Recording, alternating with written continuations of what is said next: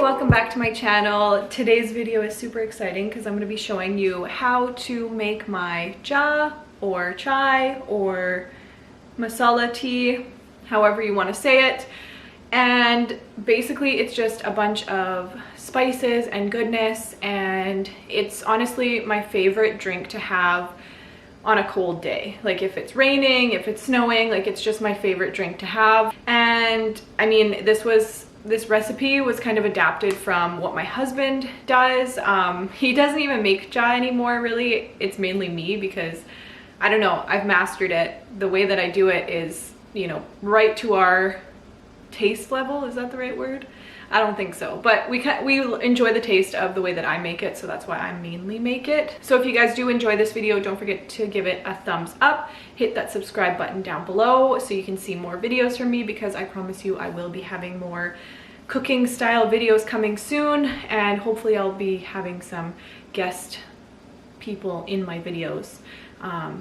Yeah, like family. But without further ado, let's head on over to the stove and let's get this cha started.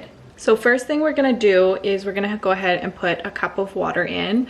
I might do a little bit more than a cup just because I like my tea to boil for a little bit longer with the spices in it. So there, we got like a cup and a half or so, and I'm just making 1 cup. Like it's probably gonna be a cup and a half, honestly, but that's okay. So the next thing that we're gonna do is we're just gonna turn the heat on to high, just like that. Add our tea bag in. I'm actually using decaf orange pekoe tea, and just because I don't drink caffeine, but I still love my cha. Next thing is we're gonna take just a little bit of cinnamon. I have extra, so I really enjoy the cinnamon taste in cha. It's probably like the defining factor for a good cup for me. And then next we have my absolute favorite part of chai, which is the saunf. I almost said jeera, but it's not jeera, it's saunf. They look kind of similar, but it's fennel, so it kind of gives it that like licorice flavor, and because I really enjoy that flavor, I do a lot of saunf. And then I'm gonna take I don't know, this is more to taste, I guess, but these are cloves. I don't know if you can see them down there, but I don't know, I take about, I guess, 10, 11, 12 maybe, and I'll just throw those in there as well. And don't you think that I forgot one of the best parts of cha, and that is green cardamom seeds. So we just take them in little mortar and pestle, give them a little crack just so those pods open up so the seeds can, you know, let the actual flavor out. And then we just wait and we let it boil until it turns nice and dark. I almost forgot to add like a little bit of sugar to your taste. You can do whatever kind of sugar you want. If you want to do like xylitol, if you want to do cane sugar, I had to think there for a second, white sugar, brown sugar, whatever kind of sugar floats your boat.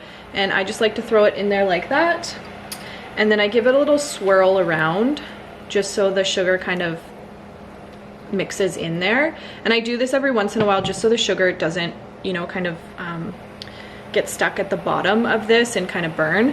But now we're just gonna leave it, let it do its thing, and we'll come back when it's looking the way that I want it to look before our next step. So while we have that boiling up in the background, I'm gonna show you a little trick that I do. My father-in-law actually taught me this. It's where you take one of these cardamom seeds, you pop it open, you take all the little seeds out of it, and it's just left with just the seeds. You take your mortar and pestle,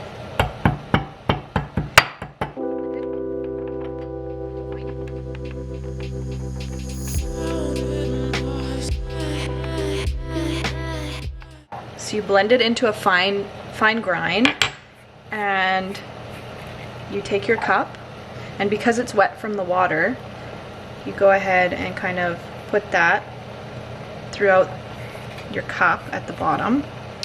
If you can see that, it's kind of all sinking to the bottom, but we'll get it there. So because it has the water in it, if you go like this, it kind of sticks, and as you can see, it's kind of all over. It looks not that appetizing, but I promise you, when you put your chai in the cup, it gives you that extra cardamom flavor, and I don't know about you guys, but I personally love cardamom. So yeah, that's my little, well, not really my little secret, but my father-in-law's secret to just a little extra flavor in your cup. Okay, we got her boiling over here. So this is what we want it to look like. It's getting nice and dark. Oop. And it's just boiling, and we're gonna let it boil until, you know, there's probably about a half cup of water left. Okay, now that we got it kind of to this point, there's like about a half cup, maybe 3/4 of a cup of liquid. Nah, that looks about half. And it's really dark and it's super fragrant. It smells delicious. And now it's time for us to put in our milk. So I'm gonna just turn it down to a lower heat because I don't personally like to boil my milk with my tea. You can do that. My personal favorite milk to use is the oat milk. It's oat milk. I find that it works the best in chai, like especially when it's on the pan. It doesn't coagulate or anything like that. I found, you know, soy was an okay one, but above all, I found that oat milk was the best for the chai. Like it just doesn't coagulate, and I hated that, and gives me the ability to drink proper cha, right? So I'm just gonna eyeball until it turns the color that I kind of want it to be. I like mine a little bit on the milkier side, so I try to kind of mix it around. That's about the color that I want it. So now we're just gonna let this simmer all together with the spices and everything and the tea, and once it kind of starts bubbling just a tiniest little bit, not boiling, just bubbling, that's when we're gonna take it off and pour it into our cup. And so we'll be back when that happens. All right, so now that we got it all ready to go, it's looking like this, looks delicious.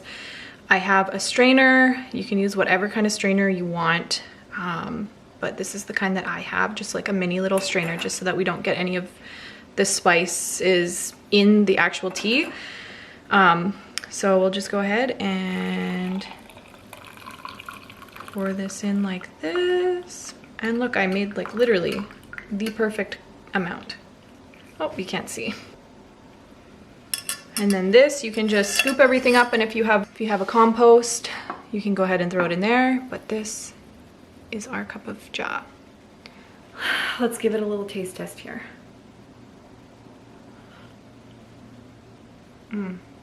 I just like immediately got a piece of cardamom. Perfect amount of sugar, considering I eyeballed it. You just have to do it to taste. So I would start by adding a little bit into the actual tea to boil with. Then if you need to add some more after, you can go ahead and just add it into the tea. Just try not to do what I've done a few times and add too much sugar in at once, and then, you know, just have super sweet tea. And you know what, if you like sweet tea, that's all good for you, but for me, I'm just not a huge fan of super sweet tea. I like to taste the tea and like coffee and all that. Like I actually like to taste that, not just the milk and sugar. This is delicious. Absolutely delicious. If you guys enjoyed this video, like I said, give it a big thumbs up, hit that subscribe button, and if you guys recreate my tea, go ahead and tag me over on Twitter at Asia Meow with 2 W's. And yeah, comment down below if you enjoyed this video, and if there's any videos you would like to see from me, any cooking type videos. Yeah, I'll catch you all in the next one. Bye.